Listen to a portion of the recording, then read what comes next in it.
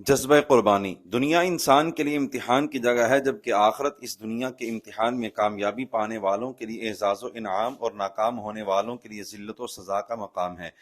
اس امتحان گاہ میں انسان کی جانچ اور پرکھ یہ ہے کہ وہ زندگی کے مختلف مراحل میں اپنے پیدا فرمانے والے رب کے حکم پر عمل کرتا ہے یا نہیں۔ عقائد ہوں یا عبادات، آداب ہوں یا معاملات و عقوبات، سب کا بنیادی مقصود یہ پرکھنا ہے کہ بندے نے اپنے مہربان مالک عز و جل کی اطاعت و فرما برداری کس قدر کی۔ امتحان معمولی ہو تو انعام بھی عام سا ہوتا ہے، لیکن ابتلا عظیم اور آزمائش بڑی ہو تو اس پر ملنے والا انعام بھی بے مثال ہوتا ہے۔ انسان کو زندگی کے امتحان میں کامیابی کے بعد اپنے مالک کی رضا و خوشنودی کے ساتھ ساتھ جنت کی صورت میں جو انعام ملے گا وہ ایسا عظیم الشان ہے کہ حدیث پاک کے مطابق اس کا تصور بھی نہیں کیا جا سکتا۔ چنانچہ بے مثال انعام سے نوازنے کے لیے امتحان بھی کچھ سخت ہے۔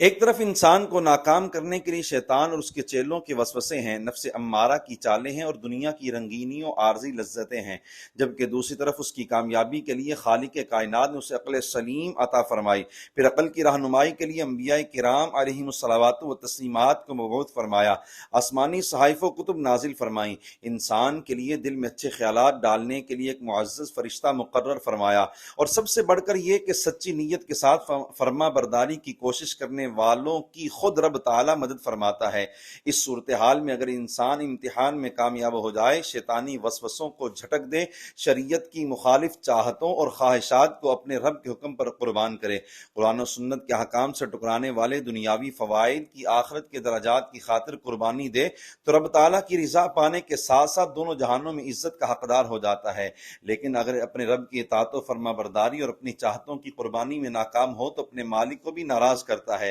اور ذلت و رسوائی بھی اس کا مقدر بنتی ہے۔ امتحان کے اس کٹھن مرحلے میں انسان کا حوصلہ بڑھانے کے لیے باری تعالیٰ نے قرآن مجید میں اطاعت کی خاطر اپنی چاہتوں کو قربان کرنے والے پیاروں کی کامیابی کا تذکرہ فرمایا اور خواہشات کی خاطر اپنے رب کا حکم چھوڑنے والوں کی تباہی بھی بیان فرمائی۔ حکم خداوندی پر اپنی چاہتوں کو قربان کرنے والی شخصیات میں ایک سر فہرست نام اللہ تعالیٰ کے خلیل اور ہمارے آقا کریم صلی اللہ علیہ وآلہ وسلم کے جد امجد سیدنا ابراہیم علیہ السلام کا ہے۔ آپ نے اطاعت کی خاطر سب کچھ قربان کر کے ابتلاء و امتحان میں ایسی کامیابی پائی کہ خود مالک کریم نے تعریف بھی فرمائی اور انہیں امام و پیشوا بنا کر اپنے راستے پر چلنے والوں کے حوصلے بھی بلند فرمائے۔ نفسانی خواہشات و شیطانی وساوس۔ دنیا میں انسان کے امتحان کی ایک اہم صورت یہ ہے کہ وہ جو کام کر سکتا ہے اور کرنا چاہتا ہے اسے اس سے روک دیا جائے، جو کام انسان کے بس میں ہی نہیں اس سے منع کرنے میں کوئی امتحان نہیں۔ مثلاً بہرے کو کہا جائے کہ گانا مت سننا تو اس میں کوئی جانچ نہیں، اسی طرح نابینا کو کہا جائے کہ بد نگاہی نہ کرنا تو اس میں بھی کوئی پرکھ نہیں۔ اگر انسان کو ایسا بنایا جاتا کہ اس میں برے کام کی خواہش ہی نہ ہوتی اور نافرمانی کا جذبہ ہی نہ ہوتا تو یہ امتحان نہیں تھا، جبکہ باری تعالیٰ کی مشیت یہ ہے کہ انسان کو آزمایا جائے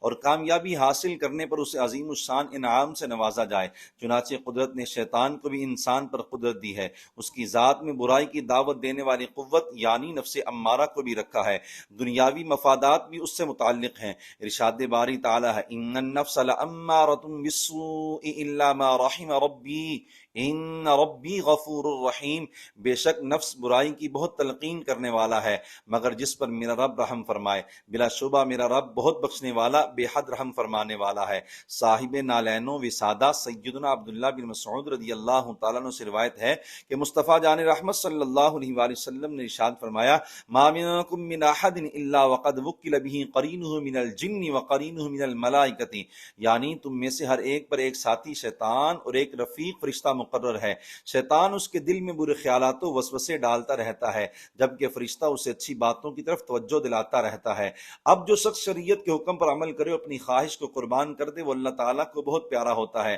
ارشاد ربانی ہے وَأَمَّا مَنْ خَافَ مَقَامَ رَبِّهِ وَنَهَى النَّفْسَ عَنِ الْهَوَىٰ فَإِنَّ الْجَنَّةَ هِيَ الْمَأْوَىٰ، اور جو اپنے رب کے حضور کھڑے ہونے سے ڈرا اور نفس کو خواہش سے روکا تو یقیناً اس کا ٹھکانہ جنت ہی ہے۔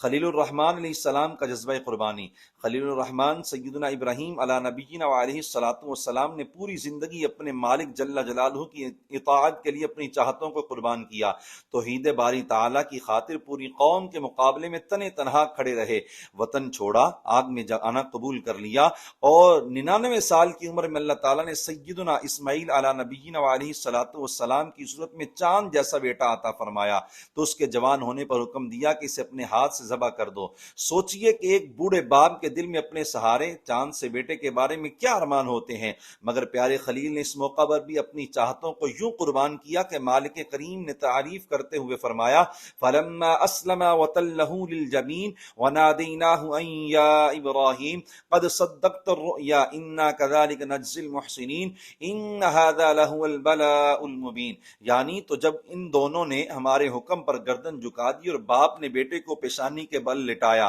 یعنی اس وقت کا حال نہ پوچھ، اور ہم نے اسے ندا فرمائی اے ابراہیم بے شک آپ نے خواب کو سچ کر دکھایا، ہم نیکی کرنے والوں کو ایسا ہی صلہ دیتے ہیں، بے شک یہ ضرور کھلی آزمائش تھی۔ یہ جذبہ قربانی سکھانے کے لیے ہمیں ہر سال جانور کو قربان کرنے کا حکم دیا گیا، اور اسی کے لیے آقا کریم صلی اللہ علیہ وآلہ وسلم کو ارشاد ہوا قل ان صلاتی ونسکی ومحیای ومماتی للہ رب العالمین لا شریک لہ وبذلک امرت وانا اول المسلمین۔ اے حبیب آپ فرما دیجئے بے شک میری نماز اور میری قربانیاں اور میرا جینا اور میرا مرنا سب اللہ کے لیے ہے، اور جو تمام جہانوں کا رب ہے اس کا کوئی شریک نہیں، مجھے یہی حکم دیا گیا ہے اور میں سب سے پہلا مسلمان ہوں۔ آج ہمیں اپنے اندر یہ شعور بیدار کرنا چاہیے کہ جانور کی قربانی کے ساتھ ساتھ جذبہ قربانی بھی بے حد ضروری ہے۔ کمال تبھی ہے جب ہمارا یہ ذہن بن جائے کہ آئندہ میں نے اپنے رب کو راضی کرنے اور اس دنیا کے امتحان میں کامیابی حاصل کرنے کے لیے شریعت کے حکم سے ٹکرانے والی